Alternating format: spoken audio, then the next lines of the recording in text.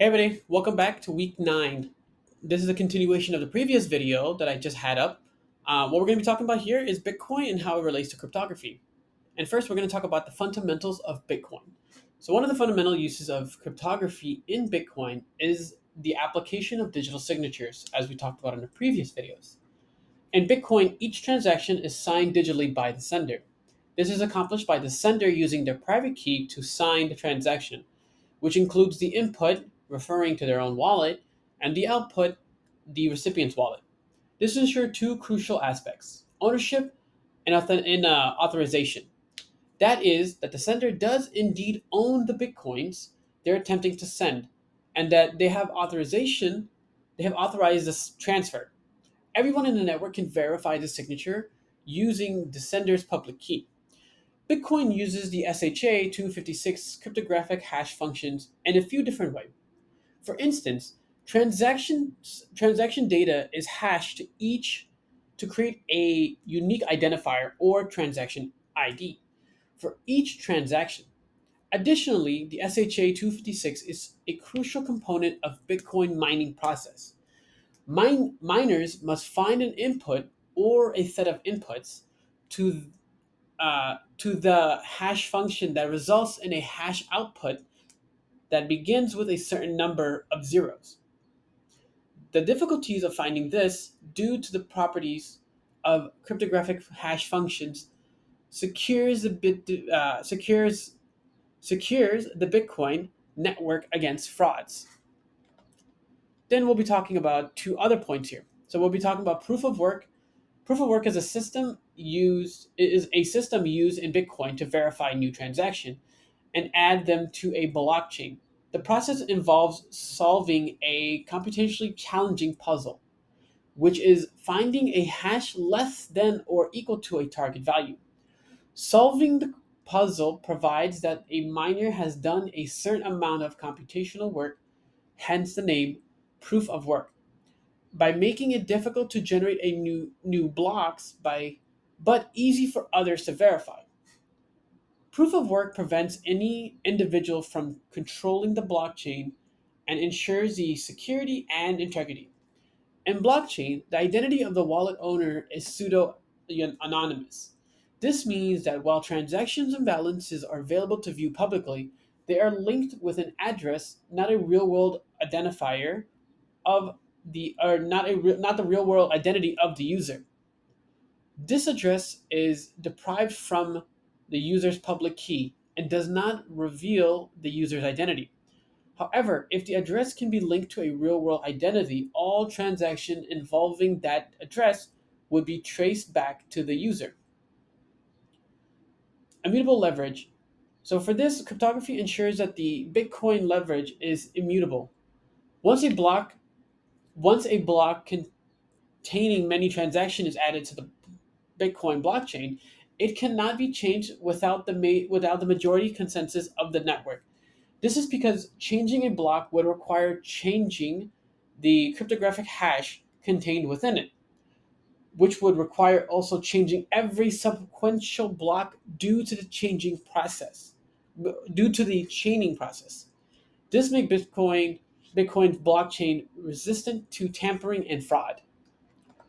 So now let's talk about how all this works. So let's imagine a situation here and let's talk about how it works in Bitcoin. So imagine this. So when Alice decides to send one Bitcoin to Bob, she begins by creating a transaction in her Bitcoin wallet.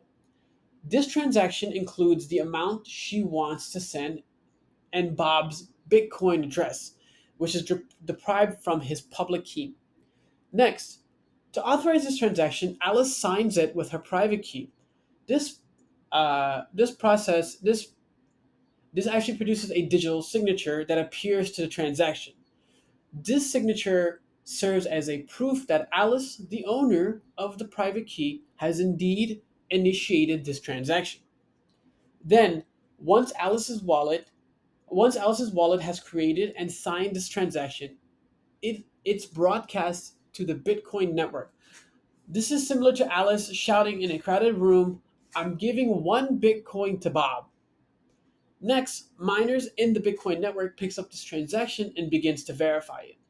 They check that Alice's digital signature corresponds to her public key, which confirms she is the sender of this transaction.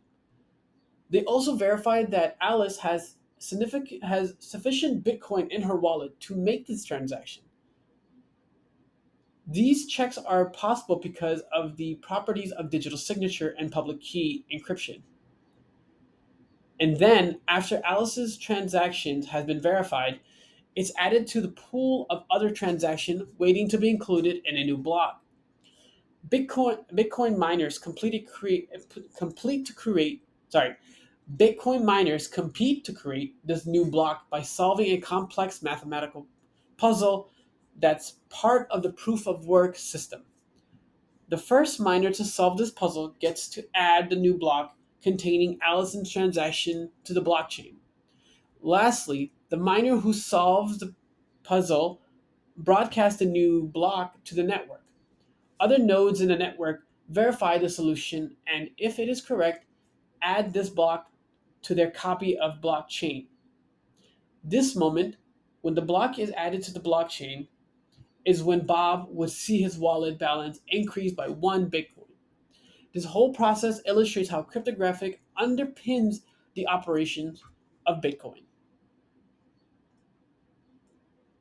Next, let's talk about a few quiz problems. So let's take this example. Alice wants to send Bob 1 Bitcoin. She creates a transaction and signs it with her private key. This transaction is then verified and added to the new block by a Bitcoin miner. If an attacker intercepts Alice's transaction and tries to change the recipient from Bob to themselves, will the attacker be successful? So take a moment and think about it. So the correct answer here is C.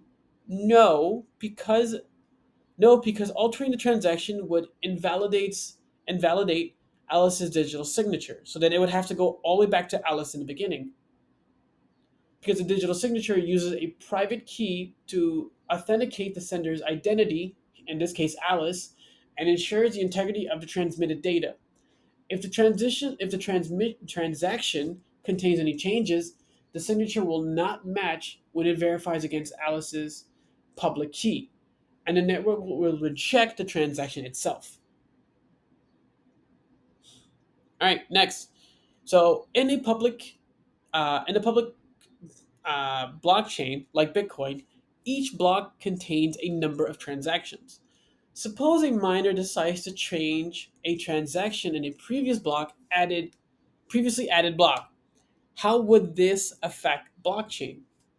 So take a moment and think about it.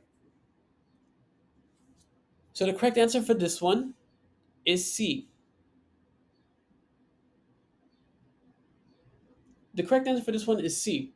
And that's because the change would invalidate the hashes of all sequential blocks in the blockchain, because each block in the blockchain contains a hash of the previous block.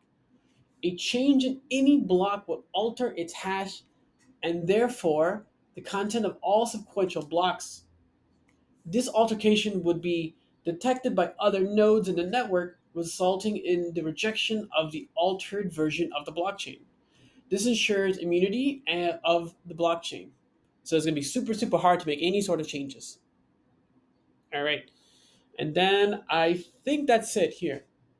So I want to tell everybody thank you for a great semester so far.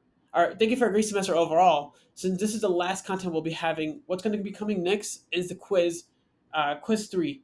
So what I advise for anybody that's going to be taking the quiz, more so any IU students, if you're watching this on YouTube, take a look at all the previous slides that we've had here between the weeks 7 to 9. So any sort of week post quiz 2. Um, and really take a moment to look at the practice questions that I've had on these slides, because they will similarly come up in the quizzes. They're going to be altered a bit, so they won't be identical. They'll be altered, so the logic is there. But I'm super excited. Thank you so much, everybody, for a great first semester for me doing this online. And if anybody has any questions or concerns, or want to voice any opinions, please, by all means, feel free to let me know. All right, everybody, take care. Bye bye.